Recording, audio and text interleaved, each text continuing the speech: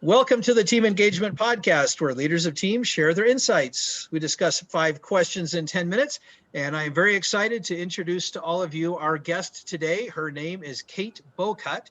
She is a co-founder of RapidFire IT. And Kate, what would you like us to know about RapidFire IT? Well, RapidFire IT is an IT service for businesses that are outsourcing their technology. We provide any IT service, anywhere from voice over IP phones, Microsoft Office, G Suite, all the way through to IT consulting and CTO services. I say that we just keep the SH out of IT, so you can do what you do. I love that. That's a very clever way of doing it. I like that. That's great. All right, well, let's jump to our questions today. Kate, can you share with everyone a success story that you've had with collaboration within a team? Yeah, collaboration within a team. So, the first thing that came up to mind was actually when I was working at the Chamber of Commerce, and we'd put on events. And there is one particular event that is very high level, prestigious, black tie event. I mean, very, very awesome event, but there's lots of moving parts, lots of pieces that have to fit just right, very specific. And I think what I love why it reminded me of this is because there are so many different personalities. And when you get the right people in the right job, those personalities can rise up and you can have an amazing turnout.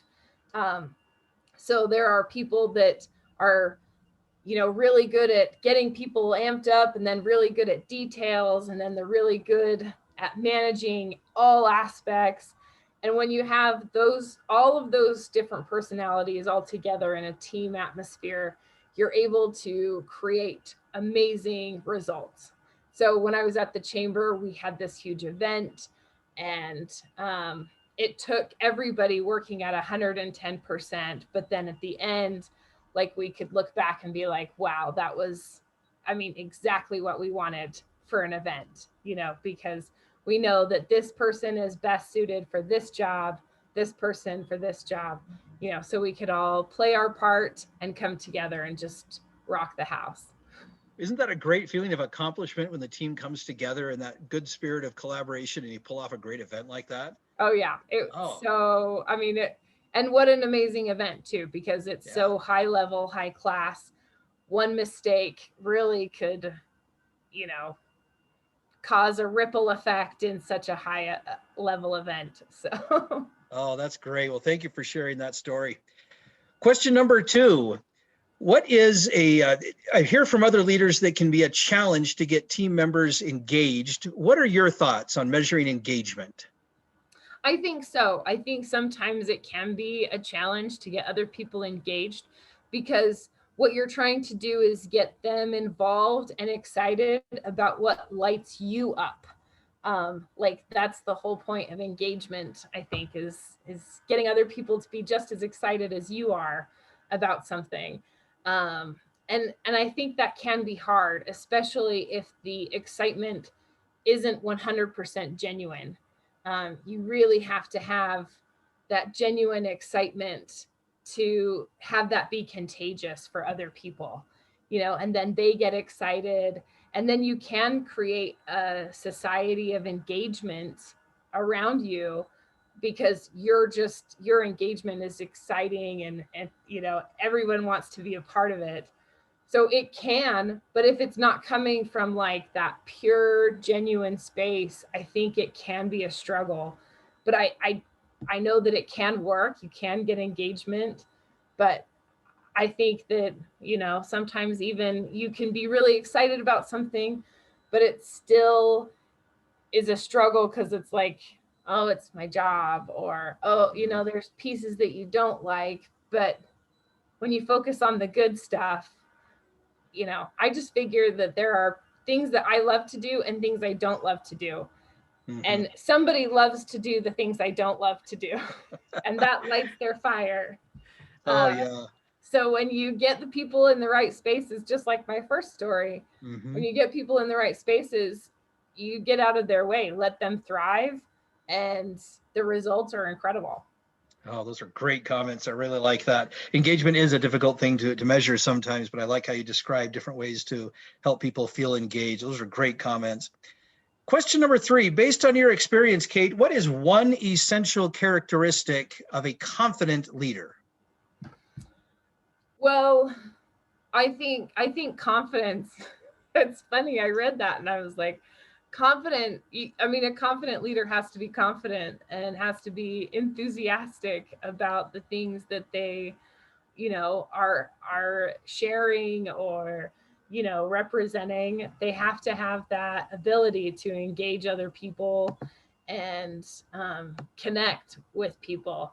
And I think people want to be around people who are having fun, who are confident, who love life.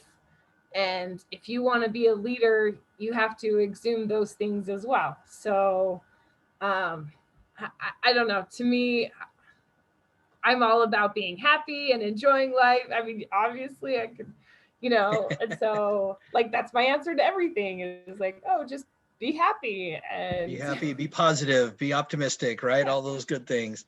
yeah, Oh, I that like song, that. don't worry, be happy, Oh, that's great. That's great. Thank you.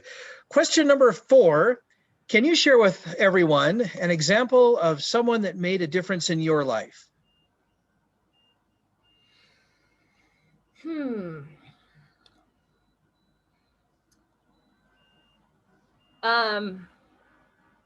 This might sound cheesy, but when I think about who I am today, it's obviously you come from your upbringing. Your parents play a huge part in the person that you are.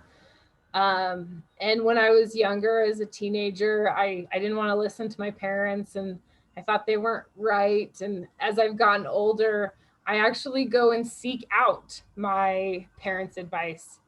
Um, and it's funny because my parents just got home from a 10-day vacation and I actually miss them.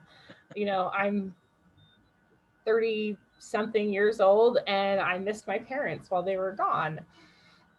Because I was so excited to tell them about some of the things that were going on in my life, some of the things that were happening, some of the ideas that I was having. And I just wanted my dad in particular, my dad's opinion. My dad has been a huge, solid rock in my life. Anytime that I've ever been struggling or had successes, he's been there through all of it, and has always been like the most amazing man that anybody could ask for as a parent. Um, my dad's been through a lot, and he's been through a lot with me, and it's never changed the way he's felt about me, and he's made sure that even though I was being a brat as a teenager, he still loved me.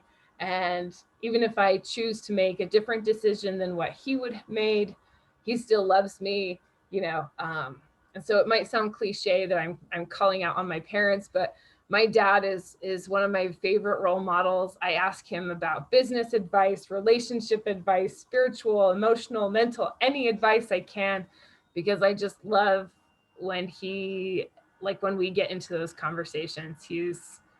I get so much from him. So my dad. That is great. I don't think that's cheesy at all. That's actually a very common response. And I love to hear that when parents or other close relatives are having such an influence and making such a difference in the lives of the guests that I've had on the podcast. So I think that's great. Thank you for sharing that. Well, last question. Tell us about your first job. My first job. So I have handicapped siblings. And so my older sister has a disability that makes her function at about a 1-year-old level. Wow. And so I grew up in the world of families with disabilities. And so when I got of age to work, I actually went and did that for another family. There was another family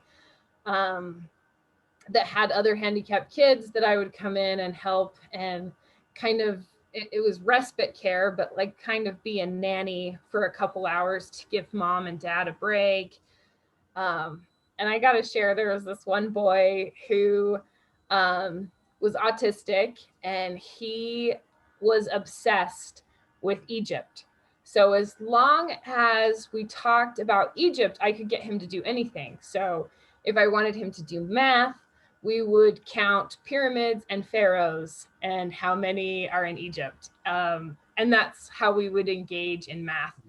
And when I put him to bed, he had to be tucked really tight. He would put his arms like this and cross like the pharaoh, and want to be tucked in really, really tight to look like, the pharaoh of Egypt as he'd go to bed. And still to this day, one of my very favorites, kids that I've ever worked with. But that's what I did. I didn't have to go get like a fast food job or, something like that. I kind of jumped in and had a pretty awesome job at 15, 16. So boy, I'll say that's impressive. You had a job with considerable responsibility for a younger person at that age. So that's fantastic. And the nice perk was that if they went somewhere and they wanted the extra help, you got to go and play too. So this one particular kid, the Egypt boy, their family loved to go out on the lake. And so many days my job was to go hang out at the lake with the jet skis and the wave runners, and just hang out with the rest of the family. So, and that was my job. Oh boy, that part must be nice, huh? Well, that's great. Kate, thank you so much for sharing that story and all of the wisdom and insights that you've shared with us today. We really appreciate you being on the podcast today. How can people find you? Yeah, I am on LinkedIn, Facebook. I love people to reach out on LinkedIn, send me a message. You saw this video, I love it.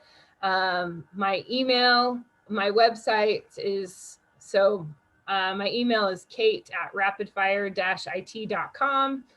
The website is the same, www.rapidfire-it.com. And I'd love to connect. I love to meet new people and expand my sphere of influence and friends and acquaintances. So please reach out. Let me know that you saw this video or you listened to the podcast, and I'd love to connect. That sounds great. Well, thank you. This is Sean Richards with the Team Engagement Podcast, where leaders of teams share their insights. For more ideas, you can go to teamengagementpodcast.com. Again, that's teamengagementpodcast.com. Thanks so much for joining us today, and have a great day.